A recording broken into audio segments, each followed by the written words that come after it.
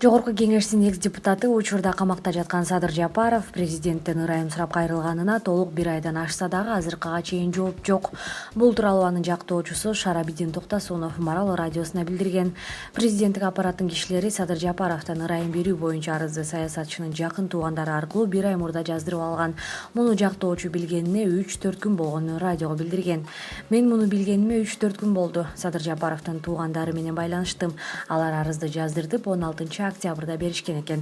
Айрым документтерди толуктоо зарылдыгын айтышып, президенттик аппарат катты кайтарган. Туугандары талап кылган тийиштүү документтерди 17 октябрда эле кайра тапшырыптыр. Мен бул боюнча Facebooктагы баракчама толук жаздым. Садыр Нуркожоевич сотто тагылып жаткан айыптарды жасабаганын билдирген, деди адвокат. Мыйзамга ылайык ырайым берүү боюнча кат президенттин атына жазылат. Аны адегенде атайын комиссия карап чыгып, президенттин аппаратына жиберет. Андан соң президент чечим кабыл алат. Эске сала кетсек, Садыр Жапаров 2017 жылдын март айынан бери номер 1 түзөтүү жайында жазасын өтөп жатат. Балыкчы Кочкор жолундагы ырчылардын өлүмү менен коштолгон жол кырсыгынан кома абалына түшкөн Ырысбек Алибеков дагы каза болуп, кече кичи мекени Ош облусунун Кара Суу районунда жерге берилди. Бул тууралуу анын жакындары маалымдашты. 20 жаштагы Ырысбек Каргашалуу кырсыкта унаада тирүү калган жалгыз адам болчу. Ал 11 ноябрдан бери Кочкор райондук ооруканасынын реанимация бөлүмүнө жеткирилген. Алган жаратынан өзүнө келбей 16 ноябрда каза болгон. Эске сала кетсек, Алибеков 11 ноябрда Бишкек-Торугар жолунун 218-чакырымындагы Нарындын Кочкор районунда катталган Subaru Impreza унаасы менен оор жүк ташуучуна кагылышкан кырсыкта оор жаракат алып ооруканага жаткырылган. Кырсыкта жеңил унаанын ичиндеги 4 адам ошол жерде жан берген. Каза болгондордун арасында маркум акын Майра Керим кызынын уулу Акын Акжолтой Канат уулу жубайы менен болгон. Казакстандын Уральск шаарында эркек киши аялы менен ажырашкандыгынын урматына 60 кымбат баалуу джип үлгүсүндөгү унааны ижарага алып, алардын коштоосунда шаарды айланган. Бул тууралуу Казакстандык басылмалар жазып чыгышты. Маалыматка ылайык, эркек киши Уральск шаарынан Чыгыш Казакстандын Аягөз шаарына келген. Экс-жубайлар мыйзамдуу түрдө ажырашып, Уральск шаарындагы батирин сатып, акчасын тең 2-ге бөлүп алышкан. Кийинки күнү киши ижарага 60 джип үлгүсүндө унаа алып, алардын коштоосунда шаарды айланып, кийин саунага барган. Ал жерден полиция кызматкерлери алып кетишкен. Ар бир унааны саатына 15 миңден 20 миң теңгеге чейин ижарага алган. Полиция кызматкерлеринин айтымында, полицияны облустук акимдин резиденциясынын кароолчулары чакырган. Себеби 60 унаа ошол көчөдөн өтүп, шаар тургундарына бир топ эле ыңгайсыздык жаратышкан. Кортеж 60 кымбат баалуу унаадан турган. Алар Toyota Land Cruiser Prado, Gelenwagen, Lexus жана башка үлгүдөгү унаалар болгон.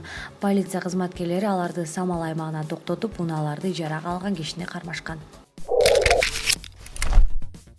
Дубайда уурулук кылган чет элдик топтун мүчөлөрүнө карата соттун чечими чыкты. Алар 3 жылга эркинен ажыратылып, андан кийин депортацияланат. Кылмышка шектүүлөрдүн үчөө кыргыз жараны болгон чет элдик басылмалар жазып чыкты.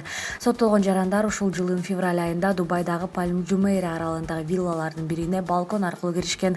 Алар виллага түн ичинде кирип, баалуу буюмдар сакталган 3 сейфти талкалашкан. Уурдалган буюмдардын арасында баасы 219 миң дирхамды, башкача айтканда 4 миллион 165 миң 108 сомду түзгөн Rolex сааты болгон. Уурдалган буюмдарды 31 жаштагы кылмышка шектүүлөрдүн биринин таанышына калтырып, өздөрү ошол эле күнү Дубайдан башка өлкөгө учуп кетишкен. 31 жаштагы кылмышка шектүү таанышынан буюмдарды Бириккен Араб Эмираттарынан $900 чыгарып кетмек болгон.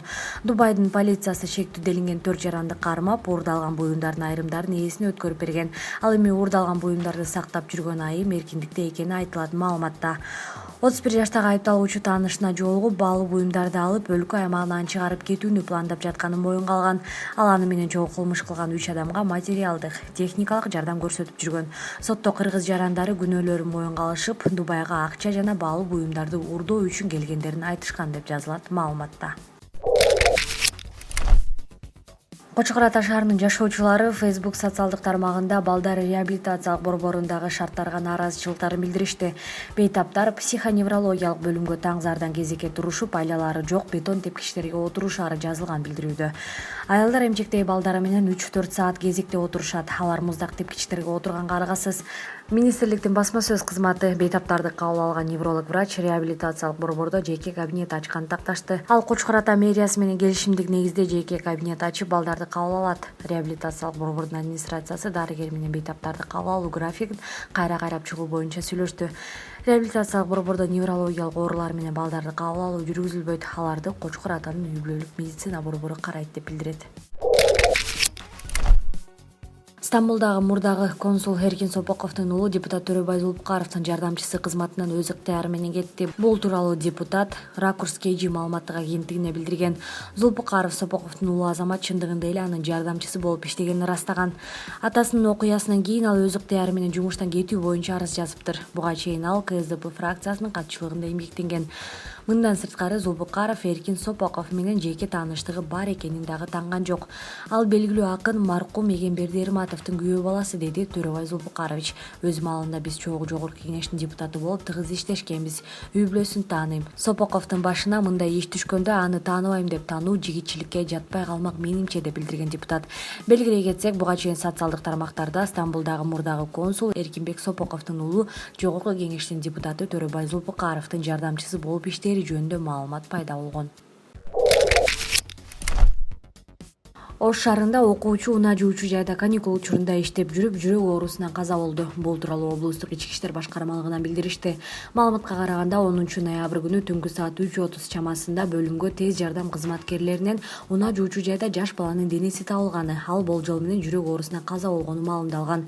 Милиция кызматкерлери анын өздүгүн такташкан. Ал Ноокат районунун 2003-жылкы жашоочусу экени аныкталган. Маркумдун жакындарынын айтымында ал Ош шаарына акча табууга кеткен, анда мурун ооруп жүргөн. Соттук медициналык экспертиза жүргүзүүдөн баш тарткан жакындары баланын денесин алып кетишкен. Бул союздун эмне кереги бар? Лукашенко Орусия менен интеграция тууралуу. Беларусь президенти жыл сайын Орусия менен соода дефицити 9 миллиард долларга чейин жетерин билдирди. Беларустун товарлары орус базарына жетпей калып, дефицитти кыскартуу мүмкүн болбой келүүдө, деди Александр Лукашенко. Кандайдыр бир биримдикке кирип жатып, ай сайын, жыл өткөн сайын жакшырып бараарын эске аласың. Ал эми бизде эмне болуп жатат? Бизге жыл сайын жаңы шарттарды коюп жатышат. Жыйынтыгында биз экономикадан жоготуп жатабыз, деди Лукашенко. Беларусь менен Орусия ортосунда жумушчу тобу түзүлүп, интеграцияны тереңдетүү боюнча жол картасын даярдап жатат.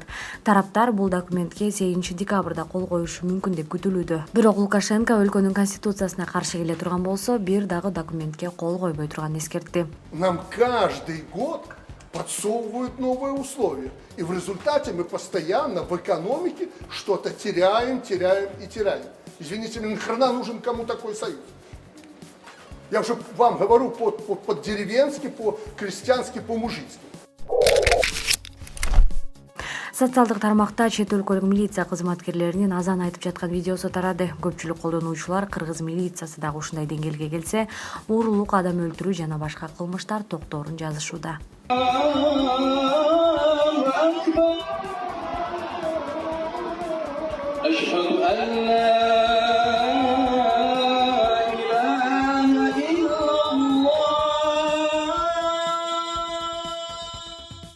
Биздин каналга жазылып, акыркы маанилүү жаңылыктар менен камсыз болуңуздар.